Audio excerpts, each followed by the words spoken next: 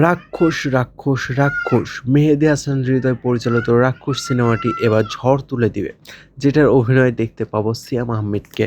তো ভিডিওটির প্রথমে বলি, সিয়াম আহমেদের এই রাক্ষস সিনেমাটির সাথে যেই মুভি রিলিজ হোক না কেন, আমি এই রাক্ষস সিনেমাটি দেখতে যাব থিয়েটারে। তার একমাত্র কারণ হলো মেহেদী হাসান হৃদয় ভাই। এই মানুষটি তার ট্যালেন্ট প্রথম মুভি বরবাদেই দেখিয়ে দিয়েছে, আর এবার তার সেকেন্ড মুভি রাক্ষস হয়তো ছাড়িয়ে যাবে শাকিব খানের বরবাদকেও। তো সিয়াম আহমেদের এই রাক্ষস সিনেমাটির মধ্যে যে লুকটা দিয়েছে মেহেদী হাসান হৃদয়, সত্যি ভাই অসাধারণ।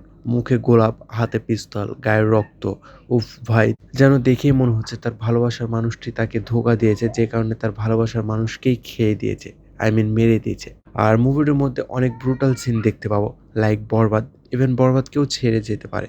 তবে সিয়াম আহমেদের এই দুটো পোস্টার লুক রিভিল হয়েছে, দুটাই নাকি কপি। সোশ্যাল মিডিয়াতে এমন তোলপাড় শুরু করে দিয়েছে। তো এই খালি গায়ে আছে এইটা নাকি প্রভাসের স্পিরিট মুভির পোস্টারের কপি, আর সাদা ব্লেজার পরা এইটা নাকি হিট 3 মুভির নানির কপি।